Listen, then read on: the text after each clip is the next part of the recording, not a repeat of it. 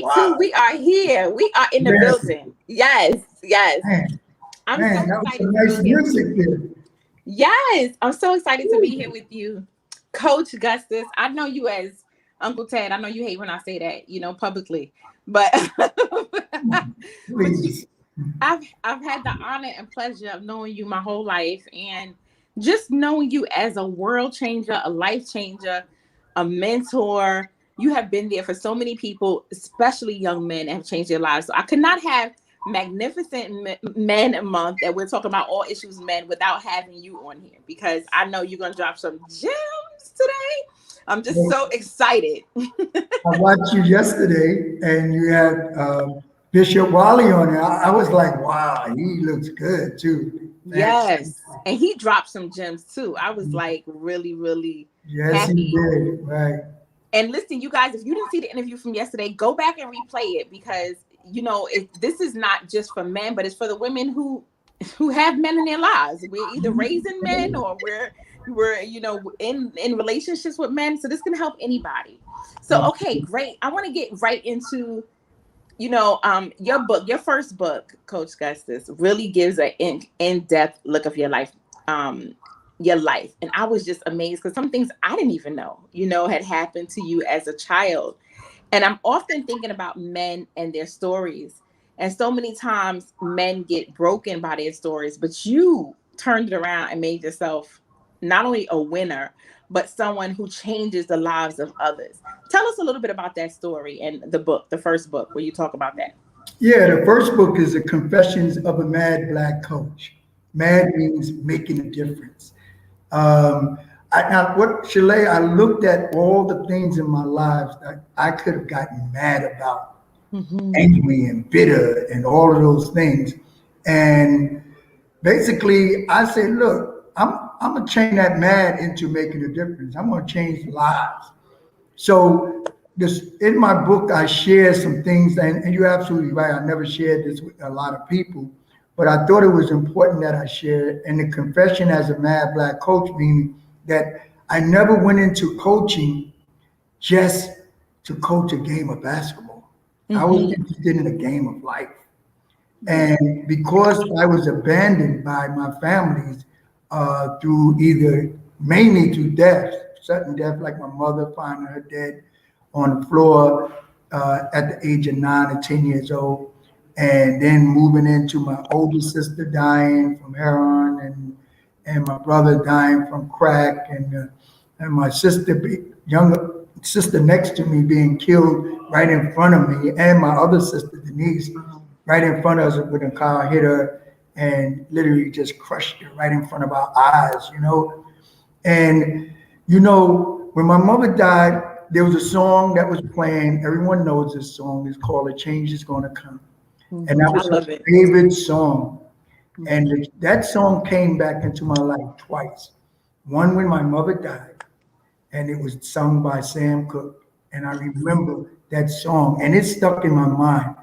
And the other one was by one of Sam Cooke's contemporaries that loved the dude Bobby Womack, and he was singing that, and that was the time when I met my wife, Karen. And so both of those changed. It's different eras, but it still came, and that's what I seek to do, to change lives. And being abandoned at times, people don't understand that. I vowed to create a family that would never ever leave me again. Yes. So I started with my Ditmas All-Star basketball team, and everyone thought I was coaching, but I was really building a family of young men and boys and taking them into manhood and saying that they would be my friends. And I even told them at the age of 13, they were 13, 12, and like that, you guys gonna grow up to be my best friends. Like, you 20 something years old, how we gonna be your best friend? I said, y'all don't even realize it. When you get 50 and I'm 60, everything comes together. Yes. So I built that family. That was my first family of building, which is my Ditmas All-Stars. And you've heard of Rolando Blackman, John Sally, and all the great players, Derek Richardson and Ray Blake and George May. I could name them. There's so many of them. and Raleigh May. And these are all what I call my sons, SUN, because they brought Yeah, life, they brought energy, and I they love it. brought into my life. Mhm. I love that so much, because I've been around basketball with you for so long. You know what I'm saying? Like I remember me and Yeah. Kalila, where we felt like we were in basketball camps all day. We knew the plays. People always are amazed at us now. Like we grew up with basketball. Like that was part of our life. But y'all two talked a lot of smack, We but y'all did. couldn't play no ball, but y'all act like y'all can. Y'all was We sure around. did. He We can't thought play, that's not the he right can't play. call. I ain't no ball. That's a joke.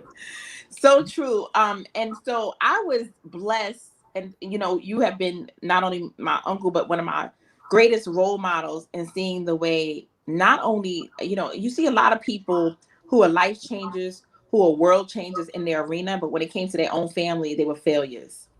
And one thing and that, that can happen to any of us. But one thing that I love about you is that you were not just concerned with what you did on the court, but you were also concerned with what you did off the court, with your family, raising daughters, right? I mean, you impacted us, not just the men. Three beautiful girls, Kalila, Kimberly, and Crystal. And I always felt that was also in my book because I wanted to break cycles. I wanted to break cycles. I didn't know my father until after my mother really died, and he was in and out. But I'm the youngest of the family, and I just was determined not to do drugs, not to be a womanizer, break cycles, bring my wife, get me a wife that I know. When I rode that bike on the street, my wife had that little thing around her hair. I already knew it. I said, Mama, I think I found that girl. and but she was a part of that, and I wanted to just do right by my kids, and Mhm. be the man that they could respect and love. And I used to sing a song to them. I ain't gonna let nobody turn you around, and I would turn them around, and turn them around, and turn them around, and we're gonna keep on walking. And I was really telling them that we're not turning around. We're breaking cycles. We're gonna break the cycle Mm. of drugs and alcohol and all of those things. So I'm an advocate against all of that kind of stuff. Yes, And yes. taught that not only to my kids, but also to the ball players, the men, the Mhm. young men that I've helped to raise. Hmm. I love that because I think that that's a big part of manhood, and we're going to get more into manhood, but breaking cycles, making a conscious choice that you're going to break cycle, right? Because sometimes it's easy to say break those generational curses, but then sometimes you find yourself back on the same path that you were like, I'm supposed to break this curse for my family. What gave you the willpower to break generational curses and The cycles? first, the first and foremost thing is forgiveness. Hmm. I somehow in my heart, even at the age of 14 years old, 15 years old, I was able to forgive my father right there, man. And I write about this in my first book, and I talked about we were stringing peas when I with him, and beans, string beans, and I just put my arms around him while he was doing what he doing, cutting up stuff, and I just told him that I forgave because I had learned so many negative things about my father Yeah. to meeting him, and I just said, I forgive you. And I was 14, 15 years old at that time in high school. And I could feel the tears from my father's eyes dropping. Hmm. But that was a necessary thing because you have to be intentional in breaking cycles. And I was always, they always told me that I was a old man. I had an old man soul. Yeah, I yeah. always hung out with older people and so forth like that because it kept me out of a lot of trouble. Yeah, yeah. I gained a lot of wisdom over the years. But forgiving my father at that particular time was key. And when you forgive, you take the load off of yourself. You carry some load Hmm. back when you don't. Because half of the time, the people that you upset with, they don't even know that you upset with them. And That's true. you carrying this big old bag, running around with all their stuff in it. I'm like, no, Dad, you gotta take this here. Yes, For yes. me. That ain't got nothing to do with me. And I tell young people this all the time. I wasn't there. I didn't ask to come in this world, but since y'all brought me in here, I'm gonna do my thing, That's right. and I'm not taking on y'all garbage doing it either. That's Yes. between you and mommy. I don't know what went down with you and mommy, but I know what's going on right now. At Right. 15 years old. So I started coaching basketball at 17. So Mm. and I had to get rid of that stuff because if I didn't, I would carry it. I would have been no good to anybody because Yes. I'm carrying other people's junk. Yes.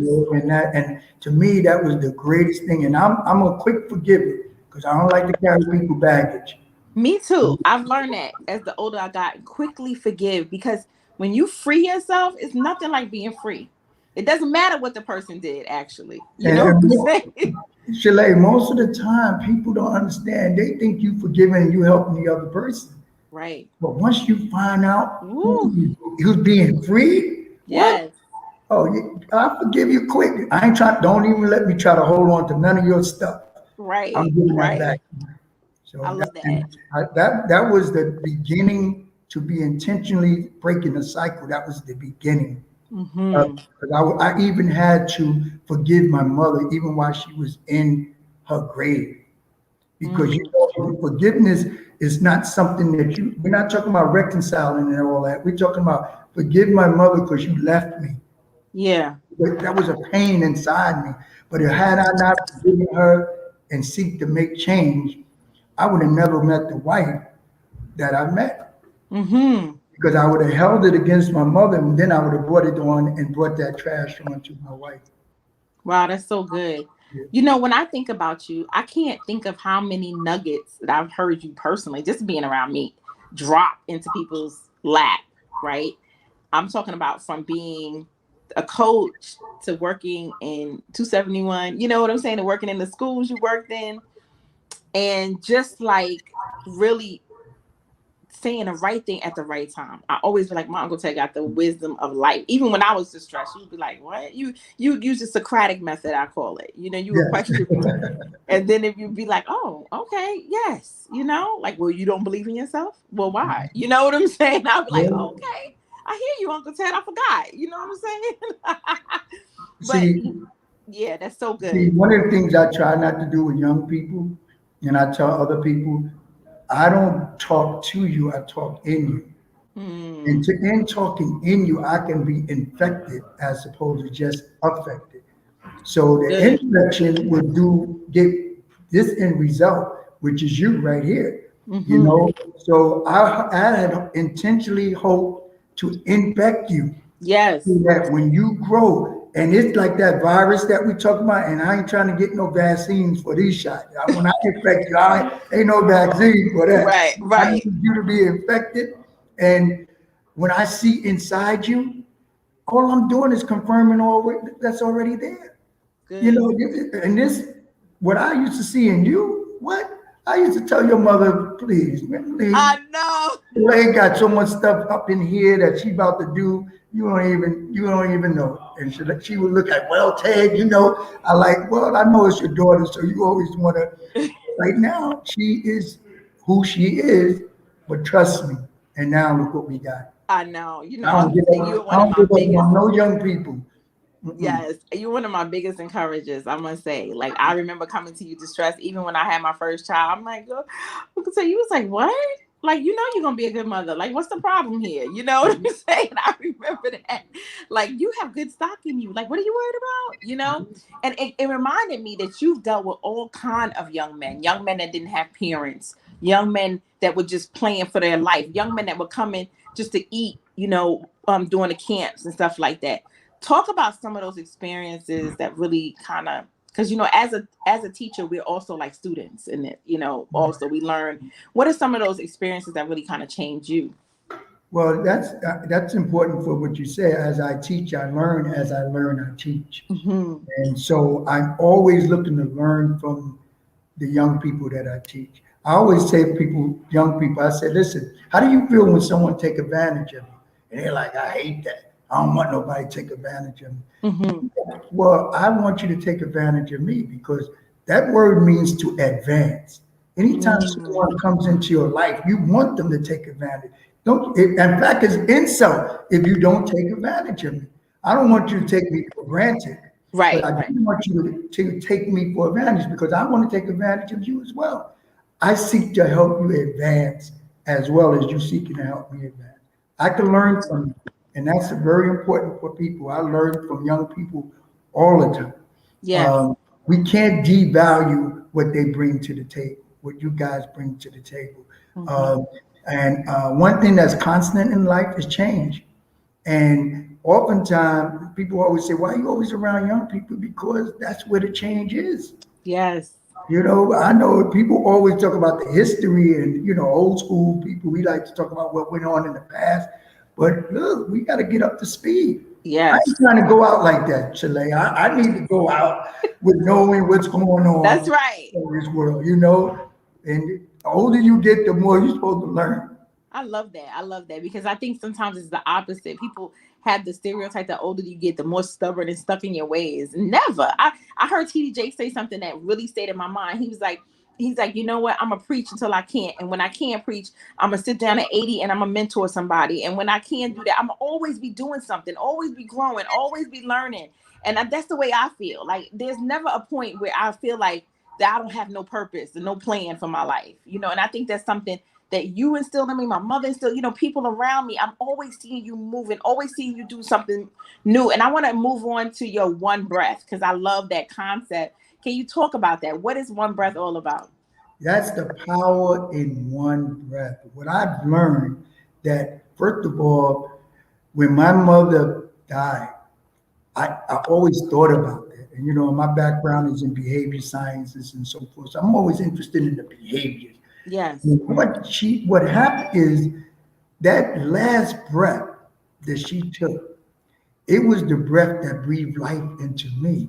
It Mm-hmm. was that one breath that went into my nostril and I was able to take it in. And that's what I learned through my studies with this as well, is that our people never die. Our Mm-hmm. ancestors always are breathing life in us. Our ancestors are always pushing that one breath in us. So when I'm feeling baffled about things, I take that one breath.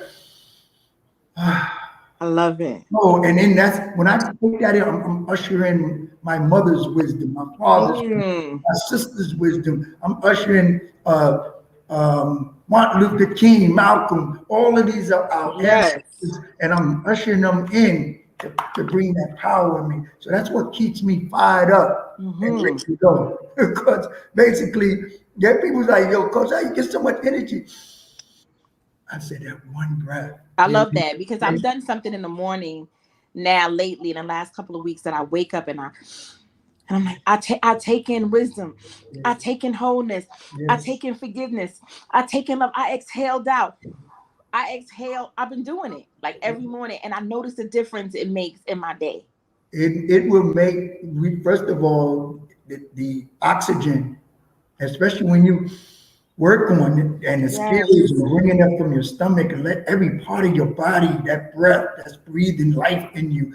Heck, when you look at the stories say we took that one breath and we breathed life into the lungs. Yes. So we could breathe life into anything I that love we it. want to do. Even a community that looks dead, we can breathe life into it by the words that we speak.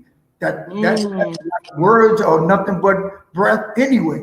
So you have a choice. You can speak death to something or you can speak life. That's why I said be careful about the words that you speak. So good. Not careful about them, those words will hurt you. I tell people all the time, I tell men especially, I said, men, look, we carry the seed. Mm. That woman is designed to accept that seed and give us back 100-fold. That's why I said always protect your seed. And whatever you put into her, she has the ability. Don't Yes. just talk about it. Use it. She Yes. has the ability to make it multiply to many. But I also said if you take a negative seed, a word, and you place it into her, she's going to give you that back 100-fold. So if you call her a bitch, she is going to give you a lot of little bitches. That's right. That's More right. than you can handle. You know, I had one person told me a couple I was dealing with, and the man said, I call her B one time. And I said, yeah, but she's been calling me ever since. I said, there you go. It's like planting a seed, and now you got the fruits of what the seed that you planted, and Yes. there you go. So be careful about the words that we speak to each other. You know, that's so important to me. And I deal with that in terms of communication and so forth. I love that. Words are so powerful to me too. You know, I take them so seriously. There was a time that I used to say things frivolously. You know, like even my kids make me upset. Like, you so lazy. I don't even say that anymore. I don't say that. I say you will not be lazy. Right. You know, you will be wise. I speak the words that I want to happen and to manifest in my life, and that's so true. Words are seeds. You know, and words are also ricochet. Words ricochet.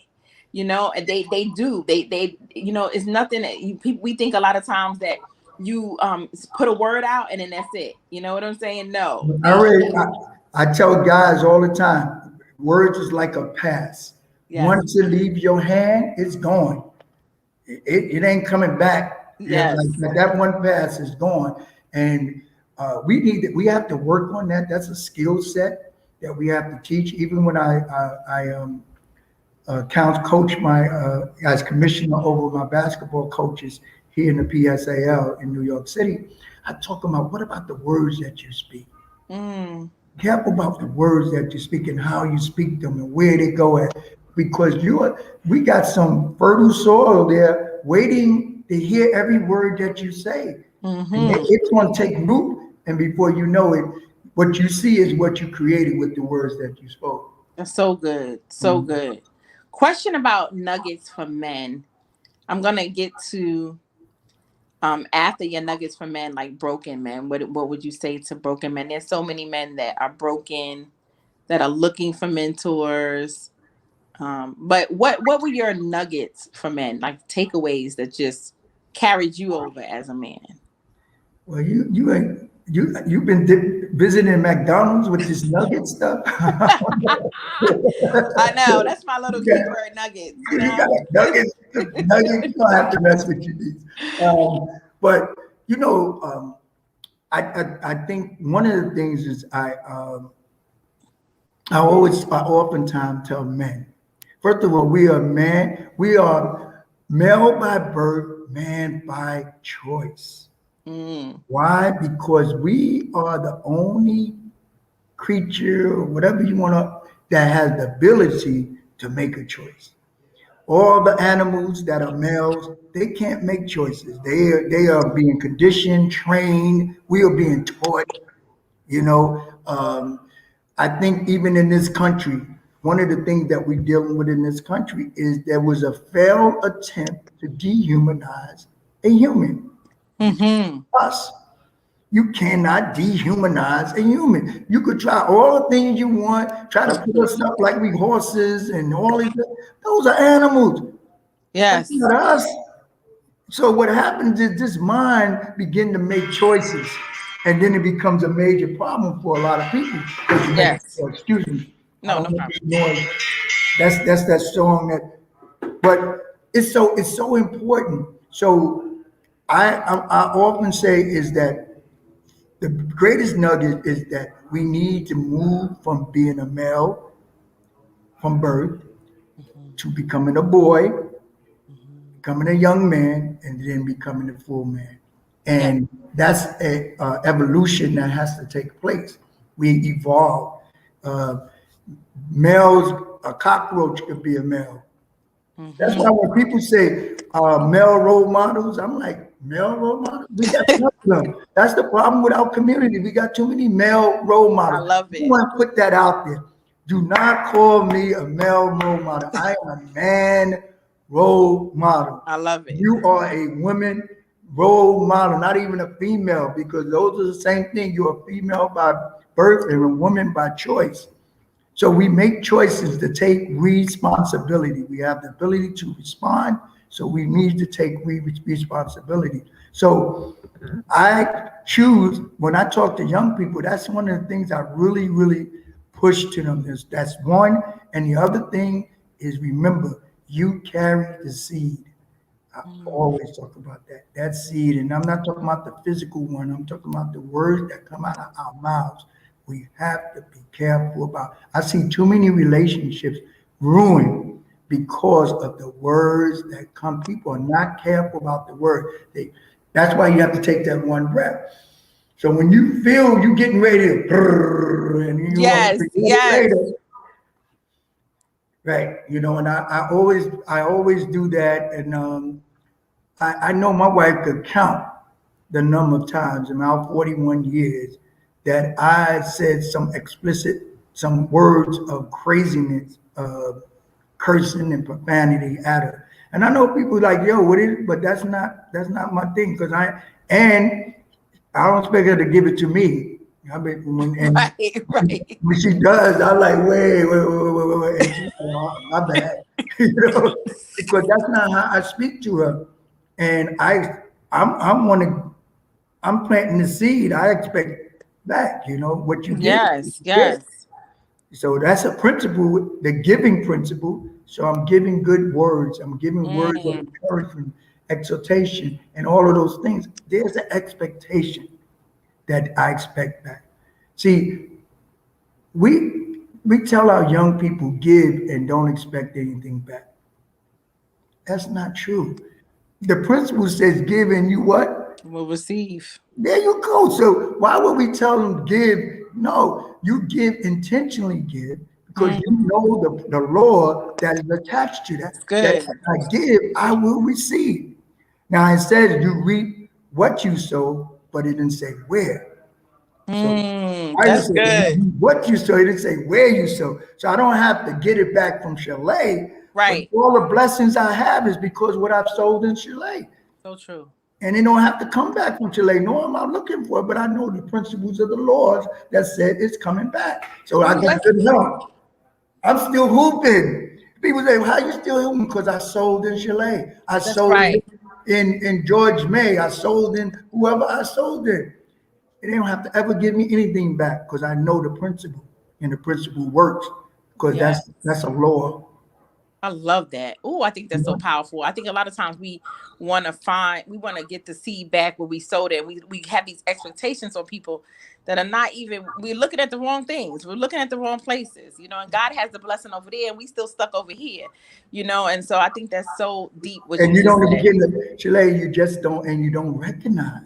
Yeah. You don't recognize. So when I wake up in the morning and I take that one breath, I am excited because I know that I, at my age and what I'm doing, and I'm here because of the sowing. Yes. So this is harvest time. So I'm trying to be sowing so much right now. I'm taking all the harvest. Yes. You know, I believe in that. My mother and me are avid givers. You know what I'm saying? Man. Look at your mother, right? I was in Atlanta the other day, and I'm like, Peg, you look like you 35 years old. She's like, I ain't playing, coach. But I said, Peg, that's because we gave. Yes. And you sowed into people's lives. And the giving is not always in the material things. It's in the time. I remember y'all taking the worst kids in the school and turning them into like they're doing well right now. You know, like the kids that was carrying the guns, that was cursing out everybody that people were scared of. Boy, me and Peg and Sandy Baker and Priscilla Williams at the other school. What? We don't play. We get in there with those kids. And this is the reason why I was listening to your show yesterday, and Wally, he wasn't a pastor then, but he talked to me about his young man. Yes. He talked about the young man, and he just knew I was going to go in there and I said, this young boy that cursed you out and did all that wasn't for him. This is for you. That's right. You know, this is where, and then the same young man that did all that cursing 17 years later, 18 years later, while he is inviting me to the church, saying that he's taking over the pastorship. He's an awesome young man too. Like, look at this here. You know? you can't beat that. You You know, can't beat God's giving, for come real. on. That's the real gift. That's the real giving. That's the real service, you know? That's the power in using your one breath to breathe life into Mm, a young brother like Wally, who's fantastic with the kids, Bishop Wally now, and to get him on track to say, "Yo, mhm. son, you are you built for this job?" Because I don't see you're gonna get a lot of kids that are people that are crazy, and if Right. you took that position. Look what he did. He changed lives like it was nothing. He took the power in his one breath and breathed life in all of these young people that he has around him on a regular. Amazing. Yes, I love that. I want you to speak to men who are broken because I know throughout the years you dealt with a lot of brokenness in men and boys, you know, in young men in all different ages. And a lot of young men have been blessed to have you as a mentor, right? But Yes. there's so many that don't have a Coach Gustus. What would you say to them? When you're broken in pieces, you need to find peace. Hmm. When you're Good. broken in pieces, you need to find peace. I didn't say happiness because that's temporary. Mm-hmm. Happiness come and go and so forth like that, but all the pieces that you're broken into, when you find peace, that's why when we talk about the power of one breath, it brings you to a level of peace. And it brings, again, we usher in all the spirits, the energies, and everything that's coming into you. And you always have peace. So when people always ask me, like, Coach, when do you get, like, I said, because I'm at peace. I don't Mm. get too high, I tell them, and I don't get too low. I'm like this because I already know that certain things can happen. Whether I'm Mm. coaching a basketball game and you see me on my suit and everybody looking at me like, yo, does he have a coach? Yeah, I do. I do that in private when I'm practicing. But when the Right. game time comes, it's your game. And the same way I treat people all the time. I like what we do in private will determine what we're going to be doing in the public. So Yes. I can't be with Shalay all her life in Right. terms of it. But I can get her in private and she Right. now you got to go for it, use it. That same thing I tell my daughters, your cousins, and they do some fantastic things, Oh yes, my cousins are the bomb. all of them, they got their own ways, they got their own. I enjoy them. They bug me out just like you do. And, but Yes. just to watch them grow, they got their own mind. They think, Yes. and they entrepreneurs.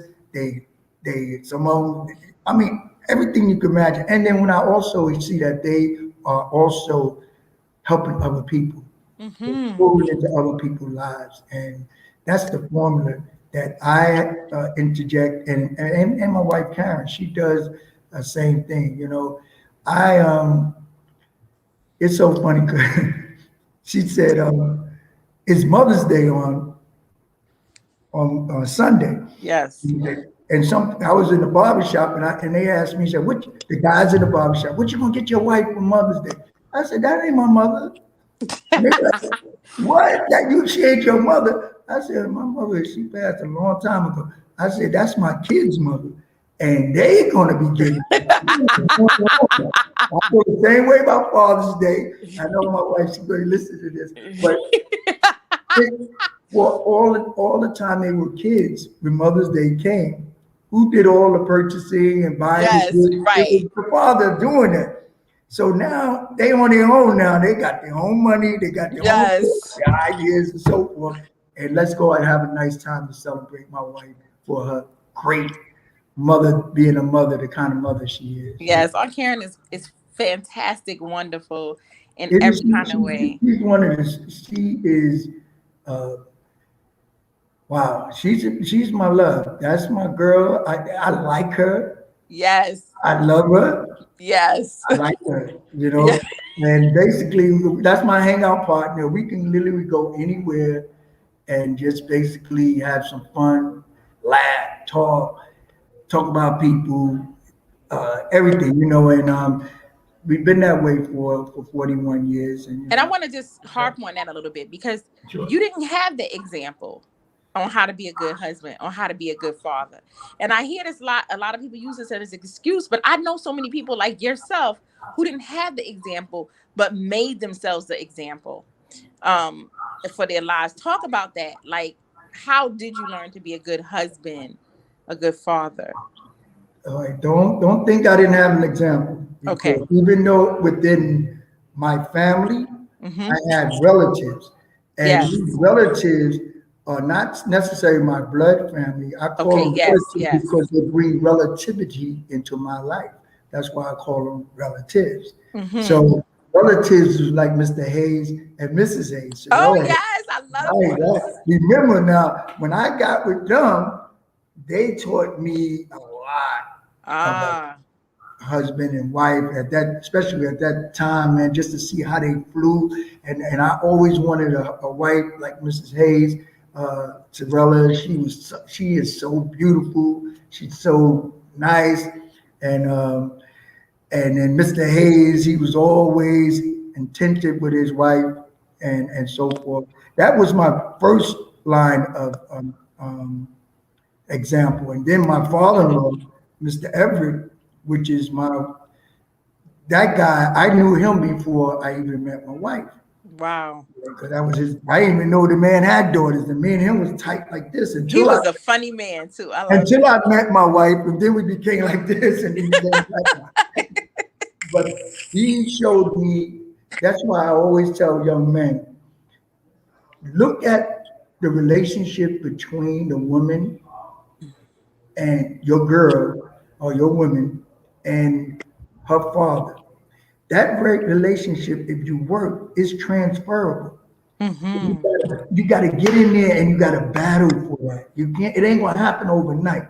You know what I'm Mm. saying? So I seen how much my wife loved my father-in-law. I mean, love like this, oh my goodness. It was like, but I said, if I can get that kind of love moved over to me, Wow. and she already know how to love a man. And one of the things that good about Mr. Everett and her, they used to go out together and talk, have conversation. Karen go to basketball games and all of that kind of stuff. And I'm like, yo, that's a neat relationship. Yeah, yeah. And then I can get in there. So I had to get close to Mr. Everett so I could find out some of his skills, Right, right. I could pass them on with my wife. So because I was about making this work. I'm not trying to get into something that ain't gonna work. So I was trying to make this here work the best that I can. And it's Mm-hmm. always good when the man want to make it work. Women Mm. generally want to make it work. I Mm-hmm. tell fellas all the time, if the relationship screwed up, it's generally our fault. Yes. Listen, my son-in-law, Derek Webster, who, that's my son-in-law, I that's love him. my Yes. dude there, right? I approve. I approve of my You cousin's approve husband. that. Yes. But the thing about when he got married, right? They got married. I told him, I said, Derek, look, and I took the mic. I said, when you have a challenge with my daughter, don't call me asking me questions about my daughter, Kalila. Call me asking questions about women. Because more than likely, the issue you having is not with Kalila. You would have that with Kalila, Chalet, or any Right. issue with women that you don't understand. And I can help you with that. Right. To his credit, they've been married almost, what, I don't know, 15 years, whatever. To his credit, he has done exactly that. Whenever he calls me, like, yo, coach, what you doing? Let's go out to eat. I need that woman talk. And he followed the blueprint all Yes. the way because I used to, coach him as a Yes. young man, and he followed the blueprint, man, and I'm thankful that. The other thing that I often do with my three daughters is every time they bring one of their guy friends over, I always told them, I said, rather he stays with you or not, whatever young man come across my door, he's going to leave a better man than where he Mm. came. So rather he stays with you or not. And a lot of times my girls will get uptight because the young man they get rid of him, and he's Right. still friends with me. He coming over the house, and they got the other boyfriend there. And they're like, yo, Right. Coach, what's up? You know, I'll pick you up. Yes, And, I and, remember that. I remember and those. Yeah. Kim would be like, Daddy, you more friends with my guys friends than I am. And, Right. and Crystal, she like, look, I ain't gonna bring them home until I'm ready because I know how my father is. Because Right. I love young men. I like to try to drop some seeds in them and making sure that they become better young men, even if they hanging out with my girls and so forth. You know, so.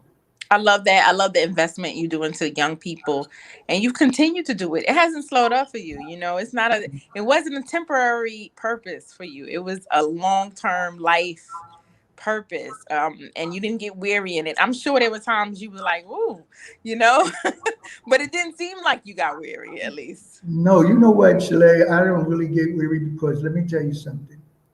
Until I can, till I contribute my last breath, I will continue to use the power of my one breath to breathe life into my young people.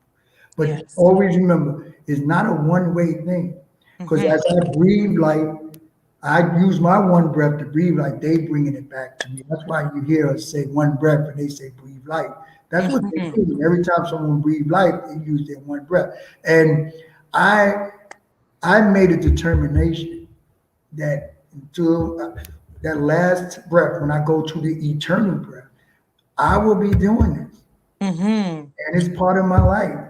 And I love my millennials right now because to me, they are really, really that gun ho, and all they need is some OGs to step their game up. I really believe Originally, that we need that intergenerational yeah, thing we going. need the intergenerational. I keep telling my generation, listen, man, we can't go out like this because we the baby boomers. And the millennials is like busting doors down. They like, yo, we getting this. We going for this. They're not scared. Oh, no, they're not scared. I love that. They're not scared. They're ready to go. But my job is to bring the OGs over, not the old heads. Because the old heads just want to talk about, the Yeah. past. Yeah. The OGs are like, yo, really? Let me try that. Let me try that, and so forth like that. Because I always tell our young people, when you get into a relationship, always willing to inspect what you expect before you get respect or call them a suspect, and then you make them a prospect. Ooh, that's good. Say that one more time. One more time, right? Yes. Inspect what you expect before you give them respect or call them a suspect, and then you make them a prospect. Woo, that's a golden nugget right And what there. are I you love it. inspecting? You're inspecting their time, their talent, their treasure, and their trust. How they invest that. Because you Hmm. show me what you invest your time, talent, treasure, and trust into, then I know that you deserve my respect because now Mm. I know what you love. That, Mhm. that's fire right there. I want you to I often talk to my mom. I forgot about this poem. The poem that you made your boys recite, No Excuses. Can you say that? Do you remember that? Yes, I ain't seen now yet, man. I I gotta have it. remember that. I wanna have a copy of it. I want to give it to my son. And I was like, I gotta call Uncle Ted and get this poem. Excuses are the tools of the weak and incompetent that builds monuments of nothingness. Those who specialize in them are seldom capable of anything else. We make no excuses, we take no excuses, we rise above excuses, one breath at a time. Ooh, I love that. Woo, that's Yeah. so powerful. And if my guys are listening and watching, I guarantee you they all They know it because I remember meeting one of them. He said it like he had said it yesterday, and he was like 10 years out from your coaching, but he knew that poem, No Excuses, and I think that's it's so so powerful. it's so important that when we have as coaches 15 young men, boys, we have the ability to impact lives. That's why if you notice on my ad, it talks about Coach Fix My Hood. Coach Fix My Hood. And Yes. the reason why I say Coach Fix My Hood, because one of the most revered and respected individual in our hoods are the coaches. It's true. I mean, you can get anybody else. I don't care. We can go everywhere. I remember seeing Ron the They showed the video of him walking down in the hood. He a little white guy walking down Yes, the hood, yes. and everybody's playing dice and all that. He's walking down, and then that's Coach Gustus. Everybody's putting the dice, doing everything because we have the opportunity. So my goal is, Chalet, I am doing a tour, which John Sally encouraged me to do, a Coach Fix My Hood tour. I love it. We are going around the country creating a documentary of coaches that have empowered their community by using sports and changing lives of individuals, especially our young people, young boys. Mhm. And when people say, well, what are you going to do about girls? Well, it's important that I do for these boys because I know that when they grow up, our girls got to have somebody. And there's And attack on the men. Everywhere yes, you look, there's empowerment for women. There's conferences for women. There's young lady things, all over. The men is what's needed right now. Young boys and so, young men. We're not finding enough vehicles for them, enough outlets for them. and see, Chalet, what's happening to our young women, and this is why I tell the millennials that you're not in a revolution, you are in an evolution. See, we did the revolution. That was not televised. Yes. Evolution is the evolving of us to our natural place. And Mm. that's going to be led by our women because you are the foundation of life. So Yes. you got Yes. to take your rightful position as women. And I tell men, I say, don't get angry with them. Join on. I mean, you didn't see in Black Panthers, my man had the women up there protecting them. That's right. Because first of all, women think like this, men are like this. Hmm. So we've tunnel vision, which is great, but when I want some protection, I call my wife, bro. Right. Got three other women, and don't let me have to call you up. I got about five women, and they see everything. Yes. And sometimes when I used to have meetings, a business meeting, and the contract would be signed, all of us men doing all this stuff and everything, we ready to go. And I said, I got one more thing before I sign this contract. They're like, what? I said, well, I need you to meet my wife. All right. One time we flew a man all the way from California to have breakfast with me, Karen, with my lawyer, and everybody. And Karen met the man. We sat down and ate, and she said, I don't think you should do this deal. I said, Karen, wow, this is a good deal. Our lawyer, everybody say we're gonna get some money. She said, I don't think you should do this deal. I said, why not, Karen? She said, it's something I feel about him. Mm. I said, well, what did you know? She says, well, my father told me never trust a guy with a suit on and shoes with no socks. And this is what asked me, did you see he had no socks on? I said, "No, I did not see that, but I didn't do the deal. Mm-hmm. And the reason is because I trusted her gift. Mm-hmm. She's a Cancer as well, so I trust in that gift of protection and so forth. Yes. Sometimes I don't, Mm-hmm. and it works out for me. Right. And we have agreement if I choose not to take your gift and use it at that moment, I will bring you into the meeting. I said, Karen, look, I flew this man in so that he could see you and meet you because I needed to get you, who you are. Mm-hmm. And she, believe it or not, that's called using your team. Yes. I know who's on my This team. is why I'm such an advocate for marriage. I think there's an assault on the Black family right now. I think there's assault on the family period, but especially the Black family. And I think there's like this whole idea that marriage is not needed, partnerships are not needed, but that's so not true because of even just this example that you use, right? Of having a strong, discerning, praying, encouraging woman behind you. It's nothing. A man could fly if he has the right woman by his side. Yeah. No, you're absolutely right. And most of the women are right. It's just a matter of us as men. We got to be willing to be farmers. Sometimes we got to Mm-hmm. go and till the soil. Mm. Don't be in a rush. Nothing just grows overnight. You know, and I tell people, guys ask me sometimes, man, boy, coach, you really got, I say, yeah, but this is stuff that have sowed seeds I sowed like 20 years ago, 30 years ago. Yes, yes. I'm just eating from the tree now because it took root. It ain't gonna happen overnight. So it can't be a microwave type situation. Good. That's You know, good. You got to and do the work. and you got to put in the work. And if you are a seed sower, like I tell young people, you are. Whatever you put in that woman, she's going to give back to you 100-fold. Trust me. But if you're not around, guess what? You leave her, guess what's going to happen? Somebody else is going to get it. Yes. You're like, yo, and some man gonna come and see hanging fruits, and you're like, yo, you got this already? That's too bad Yeah. because you didn't go in to understand the fullness of what you're doing. You So know, one thing I love about you is your diversity when it comes to people around you, the class of people you've been around. And, you know, a lot of times people think that there's a class difference in human nature. And one thing I've learned, and I'm sure you think this, that rich people, poor people, middle class people, they all have the same human needs, you know?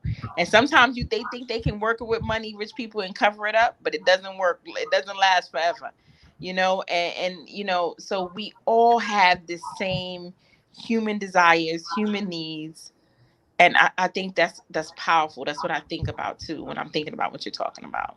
and that class thing, I mean, that's overrated, man, because my wife and I could tell you, we've been to some people's houses and as we had to counsel them and give them some Yes. things.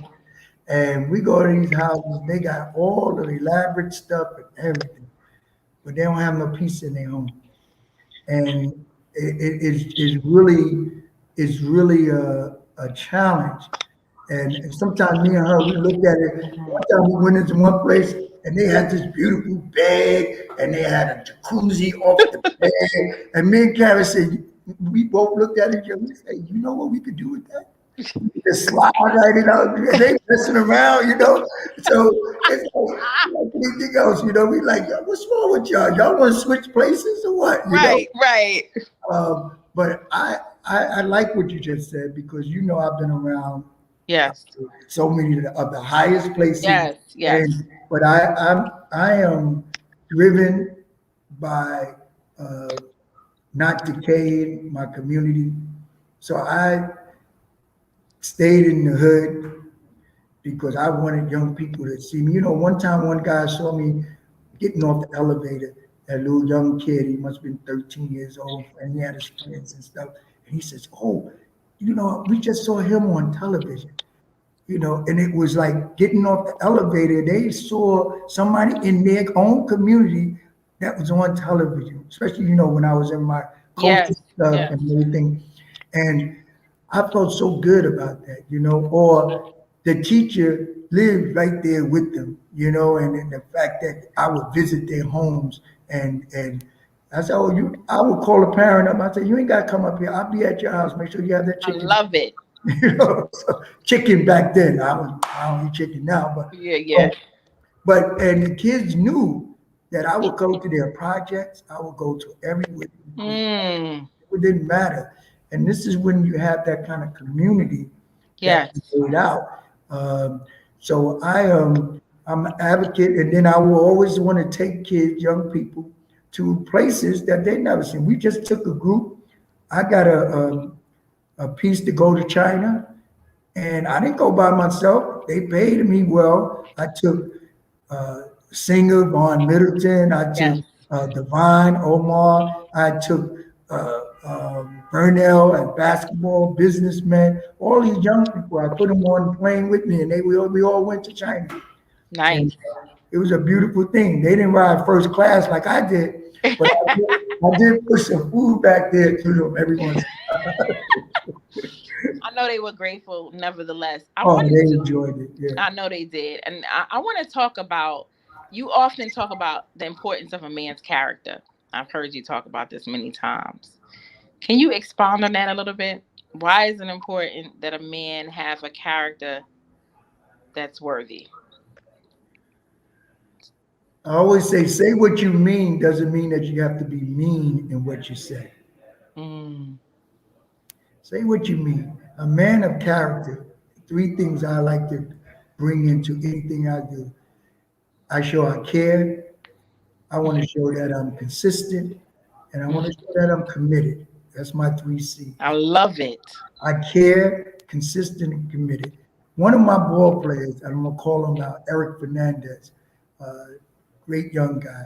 He wrote a little piece in my book, and he says, "We never wanted to disappoint you, coach. We weren't afraid of you.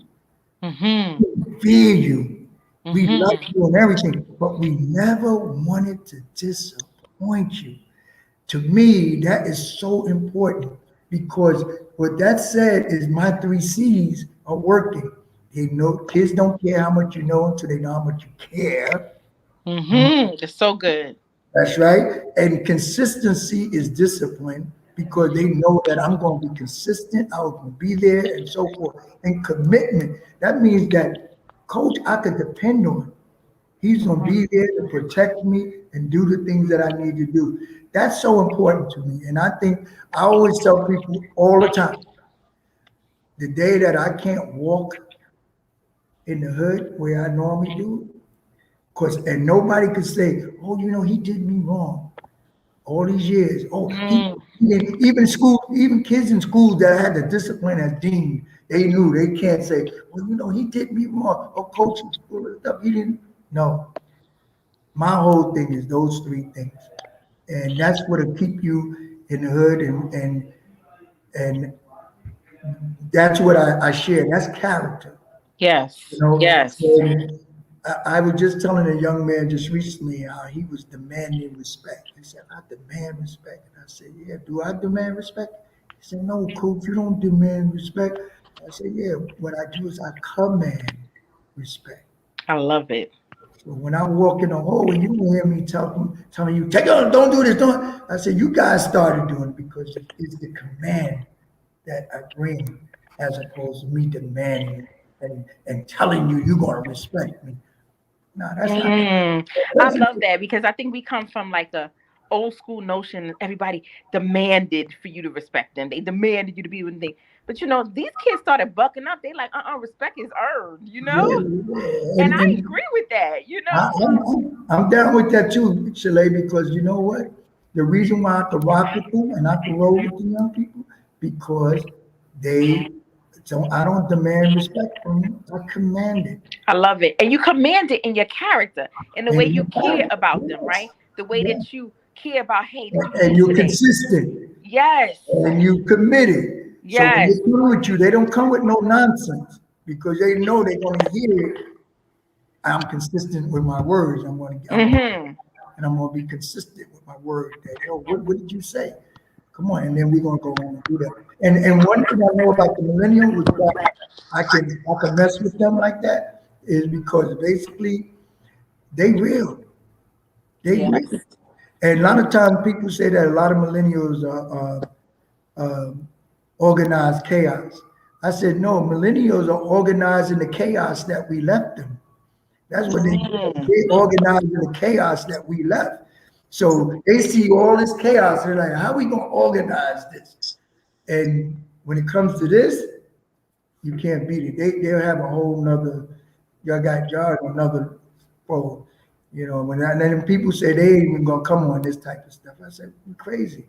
You gotta get with this. Yes, totally. Matter of Yeah. fact, next month is gonna be my millennials month, so I'm excited. I'm having So my that's gonna be millennials. off the chain. Yeah. Yes, You it's got a gonna be couple of people good. you gotta interview as well. Yes, I love Do it. some I'm time. so excited.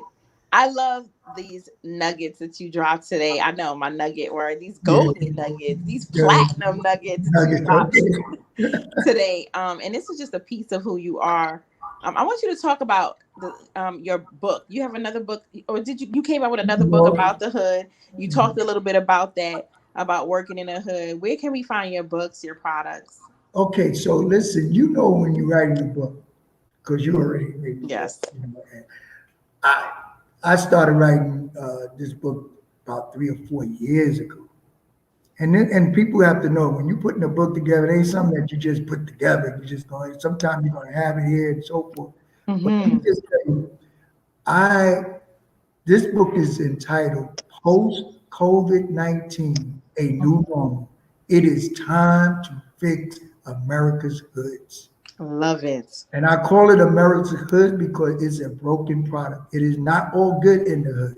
No, You know, no, and I know we like it's all good in the hood. No, no. it's not. I It's know I not. live it, and when people ask me, well, what qualifies you, is because not only do I live it, I studied it Mm-hmm. and so forth. So um, I offer a 12-step game plan to transform America's hood and fix it. And why Mm-hmm. I call it 12 steps, because I really feel that we have, as a community, became addicted to negative thoughts and behaviors. I'm not talking Mm-hmm. about drugs and all that. That's byproduct. But we have negative thoughts and Oh, that's good. and That's good. I offer in this book ways that we could deal with these negative thoughts and behavior that was placed in us because as a broken product, like I said, they were trying to dehumanize us and it didn't happen. So now in doing that, America created a product that is broken. Well, Mm-hmm. anytime America creates a product that is broken, they recall it. Rather it's the automobiles, the cars, and anything, the seatbelts ain't working or whatever. They're like, yo, bring that back so we can put them new ones because we want to put the best product out there. Well, we always been considered a product, Yes. of this country. So I come up with a whole concept of 12 steps and of course, that comes from my background with drug addictions and so forth. And I'm like, Yes. Yes. we addicted to negative thoughts and behavior. We'll watch somebody and start hating on them right away. So What true. reason? And so we have to begin to learn how to uh, change our thought processes so that we could begin to love on each other and respect people as they continue to try to do things to improve the quality of life for our community. And so hopefully this June, hopefully I should have that book out, Wait. ready You to know, I'll be go. putting it all over my social media page. And the one thing about the book today, I didn't want to put a book out that did not have direct answers, meaning that it wasn't just a read book. It was a book where you could go and actually get involved in something to make it happen. So that's what I'm building up now with my coaches and so forth. So, I love it. I love it. And they can get your book. Well, when it's out available, I'm going to be blasting it all over the place. Please pick up those books. I am so glad you joined me today. For Magnificent May and Men in May, and I think that I hope women grab hold to this when you replay it. If you didn't get a chance to get it live, replay it, watch it, show it to your men. Single mothers. Listen to it for your young men. Find a mentor that's going to invest, a male mentor that's going to invest in your child. I'm a single mother. I know how that is. I have a son, and I'm thankful for my father, his father, and other males, men. Let's say men, not males, but men that come and thank you. invest in my son's life. So I'm so thankful for you, Coach Gustus. And I wanted to say something to you, and I told you I wanted to address this. This is so important to me. Yes. When I hear someone say that 99.9% of men cannot be friends with women Mm. because they looking to get something So else, crazy. I had to. That's such a challenge for me to even think that anybody can believe that in this Yes. day and time. So I just wanted to let people know I've been handling raising young boys for a long time. And all of them have some fine looking mothers. And so, good looking mothers and so forth. Right. And I mean, I had such great relationship with these women as they try to raise single parents, try to raise Yes. me and Karen, we able to raise them. And mother sees somebody to put interest in their child, But to say that we as men don't have discipline, that we can't help young boys and who got mothers and so forth, that we get with the mothers that we have to have some kind of thought Terrible. process is just unheard of. It's unheard of, and I would not like to think that I'm only that one that point. You are not that one. You are not. There's so many, yes. and you and I, we talked about this before. We did, because I was thinking about the guys that I call like my brothers, like, you know, Khalid, he was on here. I mean, me and Khalid have traveled together. We have literally had no place to sleep, slept on the floor, opposite sides from each other. That's my brother. No intimacy involved, you know. To this day, I meet his fiance and, you know, his whole family, and they know me as his sister, you know, and Devon, you know, Devon, another one of my brothers, you know. So this whole notion that men and women cannot be friends unless it's intimacy, it really challenges a person's discipline, you know, and it's saying that you are not disciplined enough to be with somebody without thinking. What it says is that you're still in the male frame of mind. You want to say a male, not a man, because when you're a man, you take responsibility and you begin to think but males don't. If you see one dog on the street and you're a male dog, and it's a female dog, they don't look around and say, well, you know, maybe I need to consider something. No, they're going at it. You know, yes. Man, we're supposed to do something totally different. That's good. And, that's good. I would hope and think that we have a better understanding of that there, you know, because our women are moving into some great positions, and I would not want to encourage any man to think that they can step into a woman's life and think that it has to be based on her beauty and everything else. Yes. You have to go at her, and you're gonna miss the whole thing, and may lose a job. Yes. Because so true. Stupid. So true. So I love that. I love that. Thank you so much, Coach Gustus. I know you're available all over as Coach Gustus, right? On Facebook. Yeah, Coach Gustus, everything.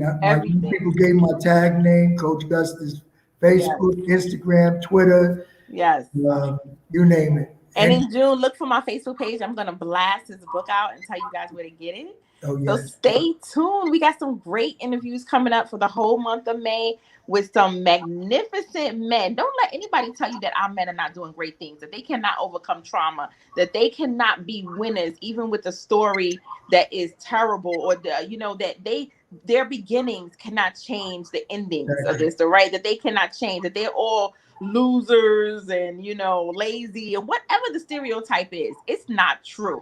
And we are here in this month of May to prove that with some awesome men. So stay tuned. Thank you for joining us today. We'll see you soon. Bye-bye.